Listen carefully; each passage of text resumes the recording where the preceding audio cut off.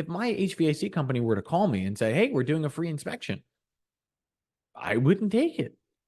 And I love that company. Yeah. It's just because it's like, I don't need to be sold anything right now. Nothing's broken. Nothing's wrong. But if they were to call me and say, hey, we noticed that there was a higher acidity in your water concentration, and we just wanted to do a follow-up on it. Yeah, come on by. That would make sense. Solid because frame. Mm-hmm. And I think the reason that people don't go into this, like truly they don't. And even again, marketers mess this up. We see it all the time. Marketers won't niche. Like the person building your website, do they just serve electricians? Because they should, because that would mean they're a specialist at doing that one thing, right? So even in your marketing, we see this. Marketers mess this up. But think about that. Why wouldn't we speak to a specific thing when we need work?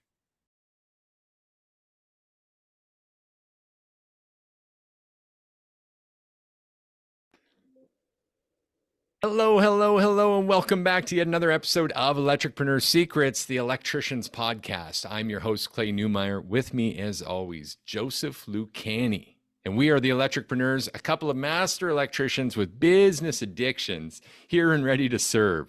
With what and who? We're serving electricians. We're helping you master your sales, simplify your pricing, and deliver premium level electrical service. Welcome to your freemium daily coach call. The admission for this, absolutely nothing but your attention. Sit back in the hot seat, take everything we give, just promise to take action and report your wins back to us. We can't wait to hear how this works for you. Joe, we got a big episode today on how free inspections won't pay the bills. Got into this a bit yesterday, and we just felt that we needed to get deeper with it and really engage with this problem, because so many electricians, I feel, make this mistake, especially when it slows down. But brother, how are you doing today, first and foremost? First and foremost, man, I gotta say my feet are toasty and everything else is freezing. It is cold today in New York, and I'm cranking the space heater at all blast right now. Okay, so warm feet, cold shoulders. Warm feet, cold shoulders, man. But you know what? At the end of the day, to put a positive emotional spin to it, my heart is warm. I genuinely feel inspired. I love what we do. I love who we're doing it for. So I don't care if I'm standing outside, nothing. I'm going to be warm in my heart. Absolutely. You know what? I agree with that. And I share that. It's a moment of grace, man. We absolutely get to do what we love, and helping electricians is that's the mission, man. That's what we're doing. Vision is to rise the tide for all of us in this premium service as a way to it. But I mean, really coming down to the basics of knowing your pricing, understanding some basic human psychology to leverage in marketing and sales. And of course, leveraging this loop method just really is what Service Loop stands for. It's that little bit extra for future serviceability, and today's topic is no exception. Can I just do a disclaimer statement quick? Please, by all means. I know that we're getting very specific here, and this kind of rubs people in a certain way when people reach out sometimes afterwards, and like they did on yesterday's episode, and just like, hey, are you talking about me? It's so many people are engaged in this way in what we're talking about today. So I just want to be very clear. You're not alone in this. This is a huge misconception.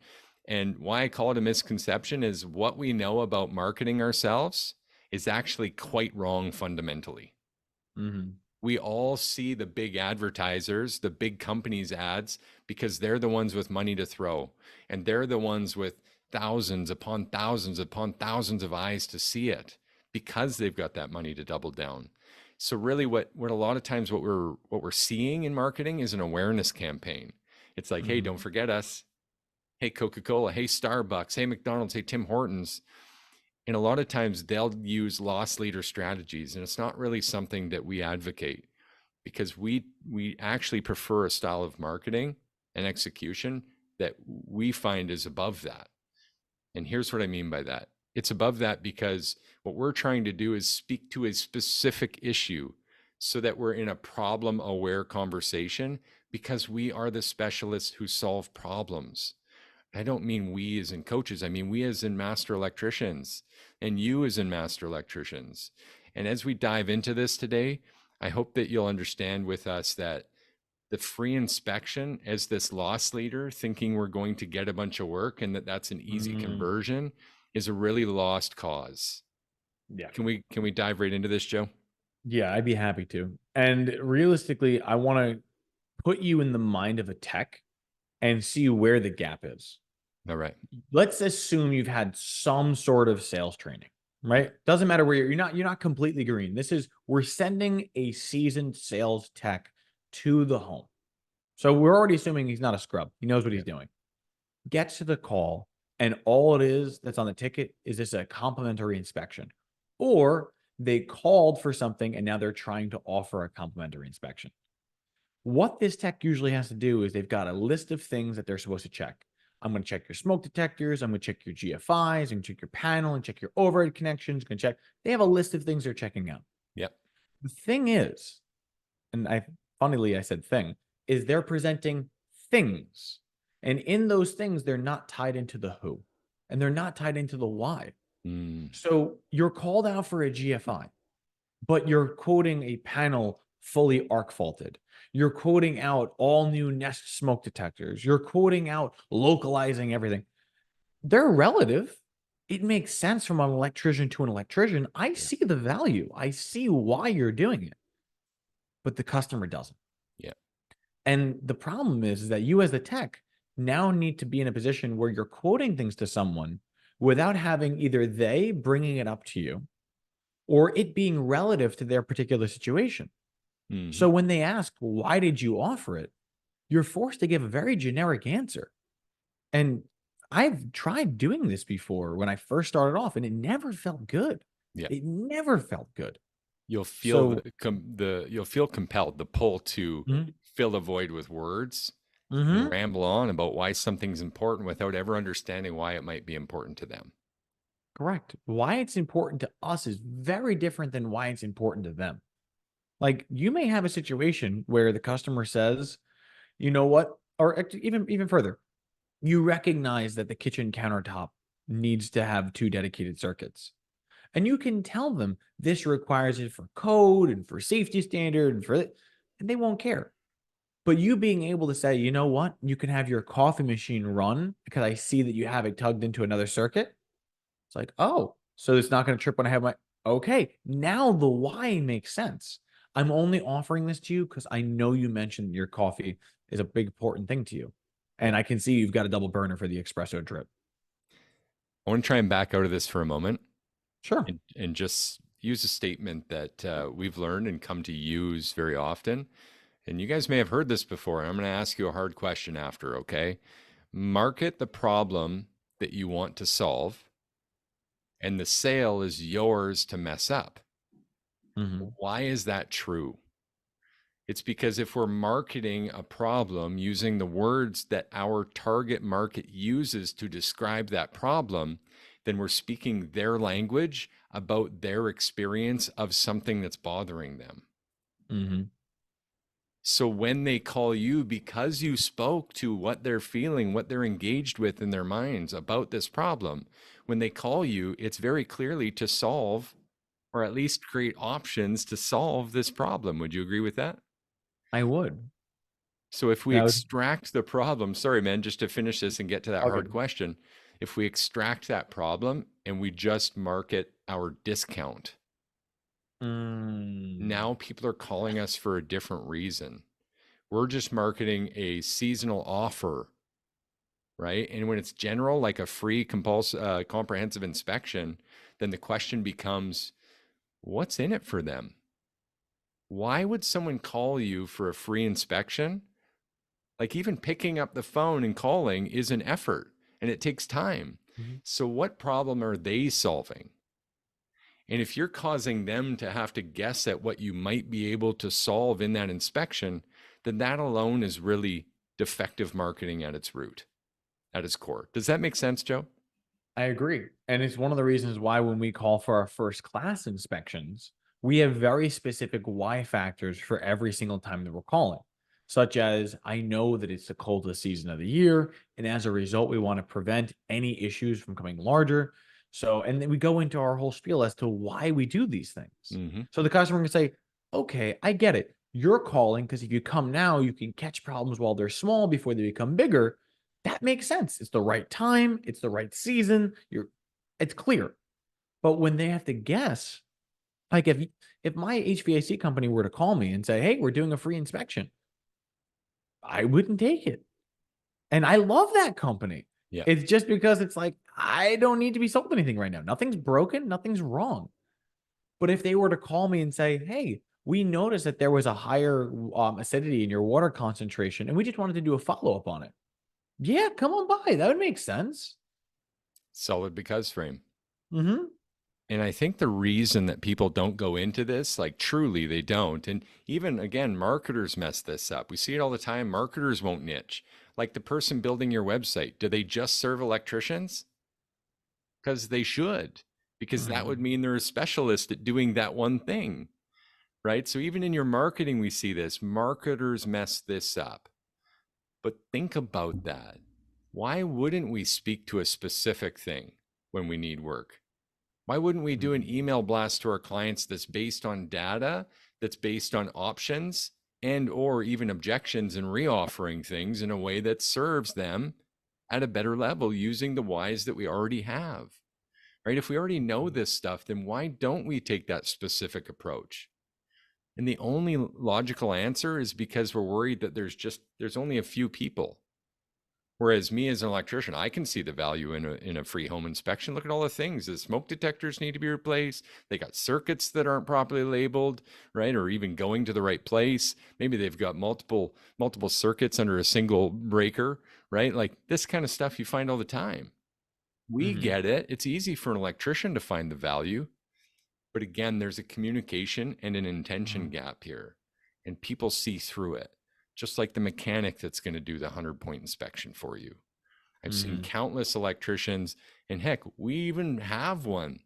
We've got one built that's a 10-point inspection with a green for good, a yellow for caution, and a red for not good, right? But that's just a crutch to help people start to see the things we should pay attention Mhm. to as we're working through systems and understanding people's whys. It's not a tool to leverage to cause sales. And I think that's where this whole thing gets mixed up. Mhm. Just imagine, as Joe said before, two sales techs or two service techs.